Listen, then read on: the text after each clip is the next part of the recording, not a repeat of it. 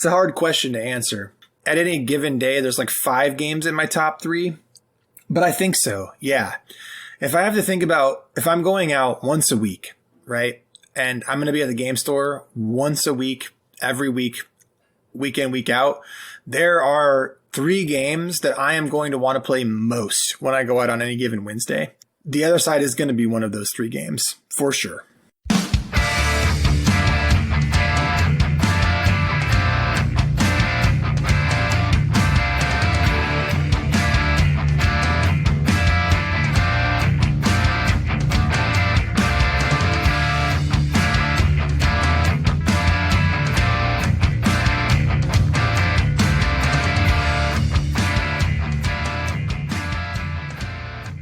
Welcome to another episode of 3 Men in a War Game. I'm Paul, and I do not play collectible card games.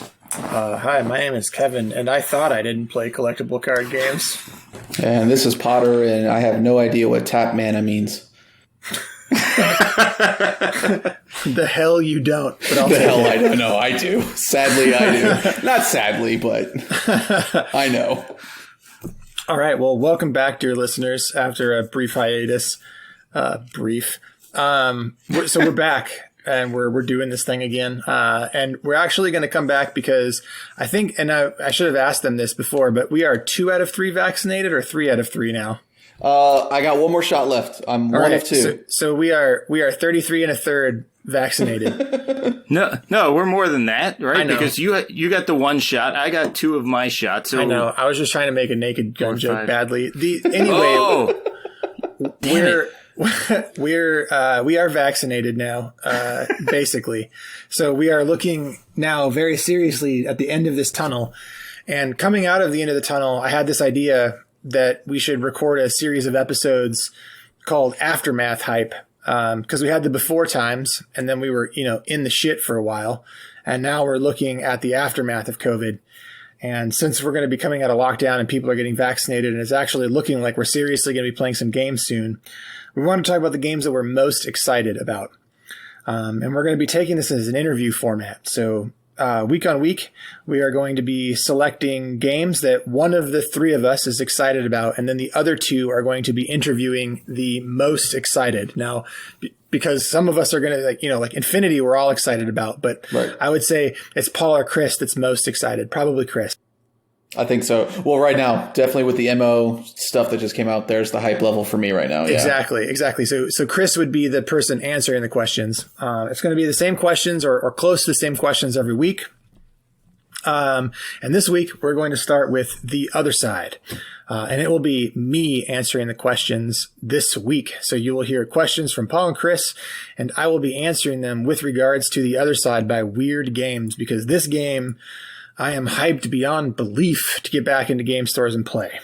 I can't believe, actually, that this is the first one we're doing, because if you had, going into quarantine, if you had said one of the first games that you're going to talk about when things are starting to look better is The Other Side, I would not have believed you. Yep. COVID was weird, man. It's been a weird year. It has been weird. It's been a very bizarre weird, because I don't know that the game that I'm thinking of as being my hype game anybody necessarily would have predicted either. So, and I think that the answer to why that is will come up. Like the reason that The Other Side is becoming a game that I'm going to be very excited about playing is actually going to come up in the answers to the questions that we have planned. So great, cool.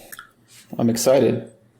Yeah. Right. Well, let's kick it off, guys. Kev, break down. Toss for us. What is, you've got a 10-minute elevator speech to give somebody, break the game down, go. 10 minutes? Am I in the goddamn Willis Where the Tower? hell are you going? the elevator, Aerosmith is playing. All right, so I'm in the Willis Tower. And we're riding all the way up, and I get to tell you about The Other Side. I got to give a very North Carolina specific joke here, but it's 10-minute elevator rides when Sherry Berry retires. Oh God. I got nothing. I can't even laugh because I don't understand the joke. So So the other side is Weird's company scale war game. We all know Malifaux, the skirmish size game. So, 4 models to 10 models. The other side takes a much bigger model count. It's 45 to 70. You can get up to 80, maybe a few more models. That's much more in line with a game like Song of Ice and Fire. So if you're familiar with painting that number of models, that's more what you're going to be doing with the other side. Gameplay on the other side is alternating activations. You play on a 4x6 foot table, and your activations in this game are full units rather than single models on the table. And a unit is essentially it's anything from a single model to multiple fire teams. And the most common fire team that you'll see is a small fire team, which is 3. You have 3 80 mil bases, and each 80 mil base has 3 30 mil socketed inside of it. So you've got 9 models in your average fire team on 3 separate bases. And when you give a fire team an order, all 3 of those bases get to act independently. So if you took the action that allowed you to move and take an action, 2 of your models could move and shoot, and the other one could move and capture an objective. And so that flexibility within the system opens up this huge decision space. And this is all within a rule system that still uses Weird's patented fate deck. So you'll be flipping cards as your randomizer and using that standard array rather than using dice. But it also uses those great resource management mechanics that Malifaux is famous for, in that you can have a hand that you'll be managing and also a variety of tokens and status effects, primarily being your tactics token, which is very, very, very valuable in the game. And basically what happens is you have a rule system, and I think the coolest thing is it's like a rule system that's lighter weight than Malifaux, but still carries very heavy decisions. And that's I think my good elevator pitch for the other side. Follow-up question to that. So I think you laid out the game in a really well concise way. What is the thing that's going to get the mechanic wise? What, like, obviously you said the fate deck is the same as Malifaux. People coming from Malifaux, how are they going to be able to relate to this game? Is there going to be a way for them to look at this, in a similar way outside of the fate deck? Yeah, absolutely. I mean, a lot of the conventions and the things like cheating fate and the things that are familiar to in Malifaux are going to feel familiar. A Malifaux player is going to be able to pick up the other side very quickly. There are some core differences, like in the other side, the attacker always cheats first rather than the person who's losing the duel. So that's a small change. And the rules for the jokers are slightly different. But a lot of the ways that the models behave and that the game's core systems are going to feel very familiar to Malifaux. So a Malifaux player is a shoo-in for somebody who could play the other side. All right, cool. So I know I've gotten to play, I think, 3 or 4 of the beta games before it came out. The order system. Can you go over a little bit of that? Sure. So when it's your turn, you pick a unit to activate and you give it one of a few different types of orders. One of them that I described earlier is the advance order. So the advance order is an order to move, basically to take an action and move. And taking an action can be anything from interacting to using one of the things that's on your unit card, which could be magic, it could be firing a gun, it could be a tactical action. There's lots of different things you can do with that action. You could also rush, which is a double move and melee attack. There is another one that allows you to stay in place. Just take a single action, and I think it's consolidated order. And you don't get to move, but you get to take one action with each member in the fire team. And so basically what you do is you choose the fire or the unit that you're going to activate, and then each fire team in that unit gets to take the action that you select, or the order that you select. And so that's how it works. And the really interesting and chunky thing about this game is figuring out what the best order to give each unit is. And especially as you're passing your turns back and forth, because it may seem like one of your units on the left flank, the best thing to do with them is going to be to advance. But later in the turn, you may realize that advancing with them might not be the best thing for them to do. So figuring out what to do with and how to spend those orders is really important. All right. And at launch or presently right now, how many factions are in there in the game? 4. So you have 2 Earthside factions, being Abyssinia and the King's Empire. And then you have 2 Malifaux-side factions, being the Cult of the Burning Man and the Gibbering Hordes. Very cool.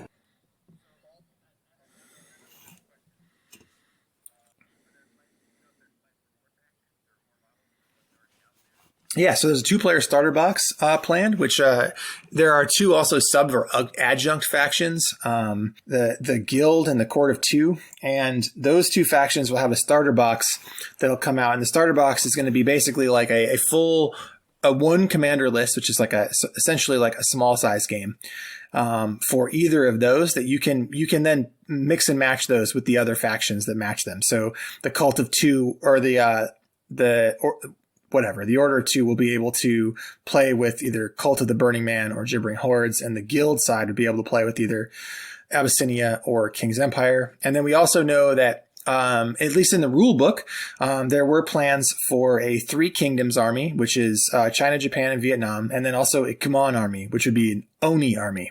I don't know that there's any solid plans for release of those factions. I do know that they have at least there is artwork for the Kumon, and they are planning on bringing them into Through the Breach. So they're planning on expanding the lore to allow for an eventual Otherside release, but we'll see if that happens. Yeah, if I remember, they showed artwork for those and talked about them either Adepticon or Gen Con a couple years back before COVID. Yeah, it was at Gamma. Yep, in 2019. That's Gamma. That's what it was at.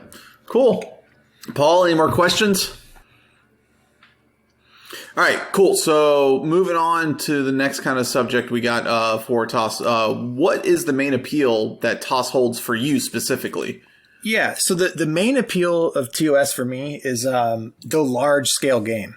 It's funny, when I started playing war games again, I started with Guild Ball and then moved into Malifaux, and I kind of made a joke like, who wants to play army scale games like 40K? God, who wants to paint that many models? And it seems like the further I get into the hobby, the more I'm attracted to those larger scale games that play on at least on a more grander table and maybe a slightly different scale. Obviously, Infinity and Malifaux are exceptions to that. So is Marvel Crisis Protocol. But in general, the games I think about the most now are Kings of War, A Song of Ice and Fire, and the Otherside. So the main appeal is that I really love the idea of a steampunk, big army scale game. Like I'm not going to lie. I watch, 40K players and I get jealous seeing those big behemoths, especially AOS players, right? Cause AOS has a lot more big showpiece models that you see on a regular basis. Like you see Nagash go down on the table, or you see a Great Unclean One go on the table. And that shit is cool, man. And so the other side lets you have that. Lets you have a big sprawling army and a giant battle to tell a story over, and you get to play with big stompy monsters and robots. That's a huge part of the appeal for me. Very cool. So what faction have you gone into? What appealed to you for that faction, and why did you go into it? Yeah, so I play the King's Empire, and the reason that I like the King's Empire is it's because I hate to be like, I like World War I, because nobody likes World War I. World War I sucked. But the mystique around the war and the like absolute brutality and the like modern technology with old tactics, like all of that is fascinating to me. And having like this army where maybe that they avoided that, right? This is like the British army in their sort of World War I fatigues, but like kitted out with steampunk weapons and using soulstone technology. So they kind of got the jam, They have a big stompy robot. They've got giant like artillery.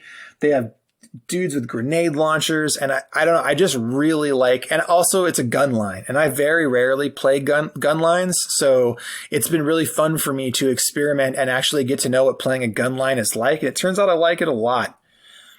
Gun lines are fun. I enjoy playing Signar as a gun line back in the day, so I get that appeal. So is there any like specific mechanic of the game that appeals to you? Like something that is very unique and specific to Toss? Like, obviously, Malifaux's got the Fate deck, Toss has got the Fate deck. I mean, is there something specific to Toss that really draws you in? I understand the softball you're throwing, and I'm going to hit it. Yeah, it is. It's in the name of the game. So the cards and your unit cards in the other side all have two sides. They have the side they start on, and then every faction has a unique way that it's what's called going to glory. And when you go to glory, you turn the card over, the unit card. So they meet a specific condition, they get to go to glory, and they become more powerful on the glory side. And it's a really interesting mechanic, and it allows Weird to push and pull on a very specific lever for each faction, because every faction goes to glory in a way that is beneficial to that army's play style. So the example for the King's Empire is when one of your fire teams kills an enemy fire team, the unit gets to go to glory. It's thematic that you're shooting army. When they shoot dudes to death, they cheer about it, right? Right. And they get stronger. So that makes sense. I think that would be the mechanic that's the coolest. Very cool. Paul, you got anything? Real quick. What about faction playstyles? I know you kind of talked about Gunline, but what about the rest of them? All the armies actually, like, I hate to like break them down into their basics, right? But at the core of it, that's sort of where it is. Oh, but that's kind of what I want, like that basic thought process of what those guys are. Got it. Generally, so like, if you wanted to break it down into like the core terminology that wargamers would know, the King's Empire is definitely your Gunline faction. Abyssinia is your elite faction, so less units, heavier hitters. The Cult of the Burning Man is the glass cannon. And they really are. They personify that. They are hyper aggressive and brutal to play against. But also are, pretty easy to kill. And then you have the Gibbering Hordes, which are the Horde faction, unsurprisingly. But in a very interesting twist, you don't need any more models to play them than you do the other factions, because the way that the Hordes work in the Gibbering Hordes is that as models die and as full units die, they're allowed to reinforce on your table edge, in that way simulating waves of creatures coming out of the ocean and the hidden waters at their opponents. So it's like an endless, no matter what you do, you can never fully destroy them because they will always reinforce on the edge of the table. And figuring out how to deal with that is part of playing against the Gibbering Hordes, which are, again, the Horde faction. And it sucks. It does not. It's kind of cool. Okay. Saying the person playing Gibbering Hordes. Yeah, no, you can actually game it pretty well. Like, one of my favorite things to do against Gibbering Hordes is keep them to one fire team. Like, I'll let them reinforce to multiple fire teams, because if you can keep them to having one fire team per unit, they can't reinforce the whole unit back on the table edge again. Mm-hmm. So there are ways to play against it, but it's a very interesting play style, and it allows for Gibbering Hordes players to play in a sort of like reckless way, which they should, right? They're like hungry bugs and shit. So that's what they should be doing. No, I agree. I'm just giving Paul shit. Well, and one of the things there, and that you just got me thinking about there, Kevin, in games in general, is that you kind of got to understand that base concept of how the army is supposed to function, and put your mindset in that when you play, right? So you gotta embrace the gunlininess of King's Empire or the Horde aggressiveness, whatever it is. You have to take that on. You have to think like that in order to successfully play those factions. And the other side is really good about doing that too, and making you think within the framework of how your army is built and how your army works. It's very cool the way that everything sort of works to that common theme. Like one of my favorite examples of that is the King's Hand, which is the big stompy robot. Mm-hmm. Has an ability on its glory side that when it has a kick, right, on its attack. And you can imagine this is like a 70-foot tall mech, right? And it has an ability, and if it kicks something, and if you kick it hard enough, every unit around the King's Hand goes to glory. Because they're so excited. They're just like, oh shit! Did you see how hard he kicked that thing? Yeah. You're right though. The theming in the game is pretty incredible. It was very spot really on. good. It's really good. Because you just made me think of one of the things for the Gibbering Hordes Titan, which is something, I can't remember the exact name of it, but it's like screaming all the way. So basically it's taking the little guys that are crawling on it and just throwing it into, a fire team, and it's scaring the guys because this little thing came screeching at them. So screaming out of the sky. Like exactly if you're thinking World War I aesthetic, a random artillery shell screaming in. Yeah. Oh, exactly. Yeah, that's really fun. Yeah, I hadn't even thought of it in that context, but that's absolutely right. Cool. Paul, you got any other follow-up questions? No, I'm good on that. I've made lots of questions and comments. All right. So, when COVID's over, will you have a group of people to play there in Madison with you guys? Yes. And so this, I think, is going to answer that preliminary question that Paul said, or the curiosity that Paul said when he noted that at the beginning of this lockdown, he would have never guessed the Otherside would be a game that I was excited to come out of quarantine playing. And the reason for that is going into quarantine, I knew three people. Well, yeah, I knew three other people that had functional armies, and one of them was motivated to paint and play. Today I know 7, and almost all of them are motivated to paint and play. Wow. That's good. That's very nice to hear. So picking up those additional players as we went through quarantine really helped step up my motivation to get the game painted and played. Plus, one of my friends that's in the only wargamer in my quarantine pod, Aaron, bought a Cult of the Burning Man army and came over, and we played a 2-commander Cult of the Burning Man game, and both of us were like, oh my god, this game rules. And it really reinforced how good the game is. And as a matter of fact, that's the only game on my painting desk, and it has been for the last month. It's the only thing I've been painting when I have been. So wow. I'm super, super, super hyped about it, and do have a community to step right back into when we come out. So that's good. That's good to hear. So you have a community, but what do you think the overall community is like for the Otherside currently? I mean, if I'm going to be honest, dismal, right? It's in a pretty sad state right now. The game came out at a bad time, and then right when Weird was getting ready to start promoting a 2-player box to reinvigorate it, this pandemic happened. So back into hibernation it goes. I'm pretty sure that Weird is sitting on a warehouse full of those 2-player starters right now, just because they don't want to they don't want to basically put this game into a crap environment twice in a row. Right. Yeah. The game launched into a less than ideal situation, and they don't want to relaunch it into a less ideal situation. So the game is in a scary place right now. I'm not going to lie to you, but I have a community to play with, so I'm one of the lucky ones where I'll be able to play this game. And hopefully, one of those things, those magic things about the internet, I feel like anyway, is that a lot of times 5 people on the internet can sound like 5,000. Mm-hmm. Yep. Yeah. And so if me and 2 other people from my community, and then there's a couple that, 3 or 4 other people from other communities that are getting loud on a Weird place, that could sound like multiple metas, big metas, potentially. And just that, along with the 2-player starter, could really just sort of push the heartbeat back into this game. And I will point out one thing to help with it, to what you're talking about. And I hate to cut off, but the Weird just asked for beta testers for their app, for their army builder for this game. That's right. What, 2 weeks ago? So yeah, they are looking to get people back into it, and they are looking for engagement around it. And man, I know I'm excited. I know that I love this game. It's definitely one of my favorite miniature war games, and I will do whatever I can to promote the game locally. Did you sign up for the beta for the app? I did not. I don't think that I have the time nor the resources to dedicate to it.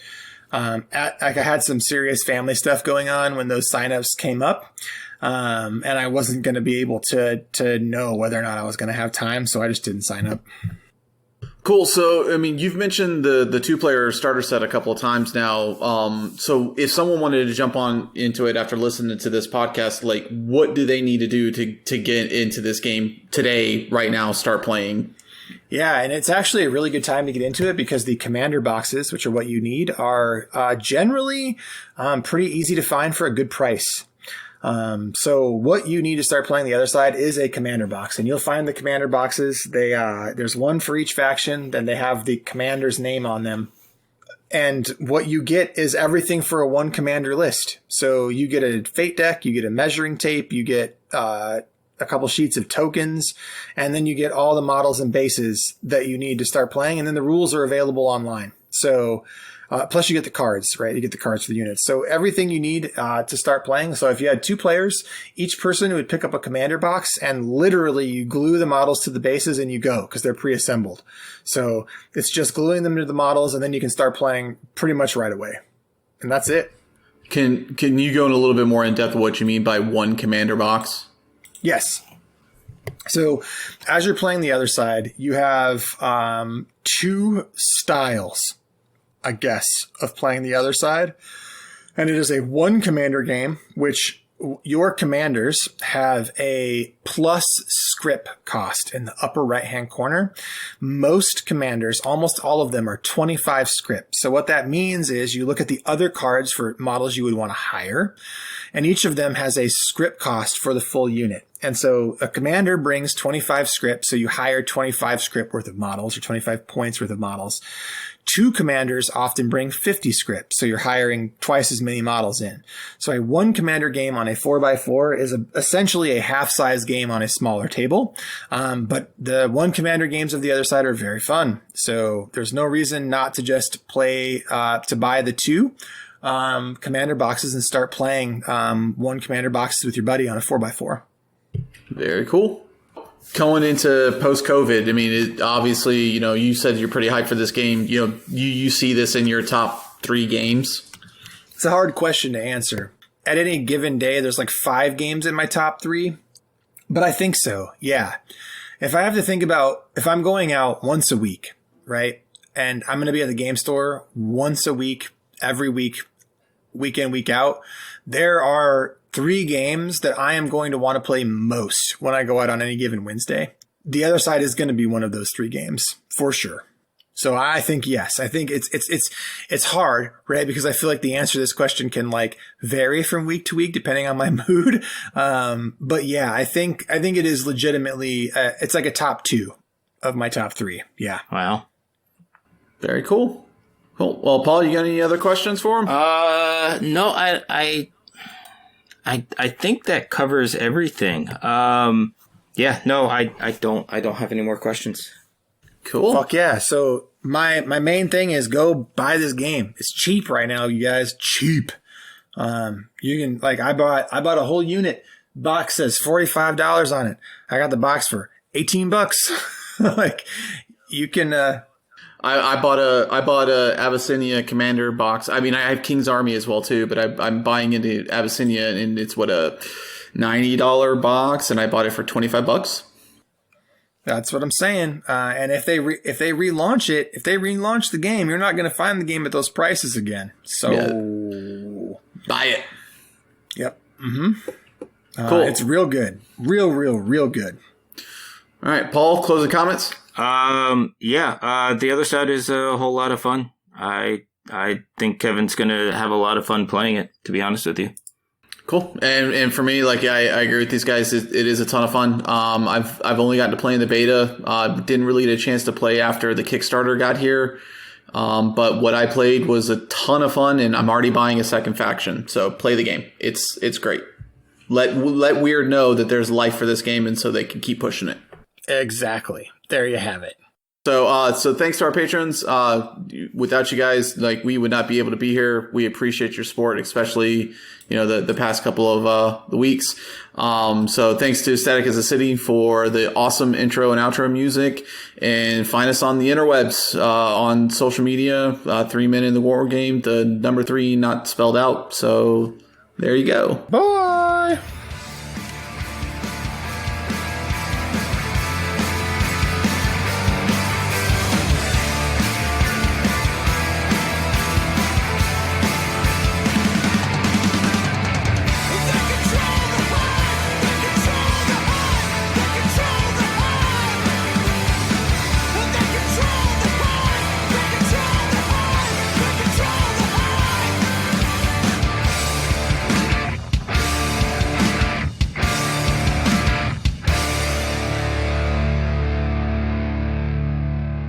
take an action, move, and then if they didn't take an action before taking action, oh, guys, sorry. I think Wishbone and PJ want to take actions. Yeah, you guys couldn't hear it. I was like really yelling there for a second. That was so annoying that they like stole my thunder right in the middle. Like I had to start that whole fucking answer again. Oh, so amazing. I love your dogs. God damn it. All right. They're probably taking the retreat action now after Chops yelled at him.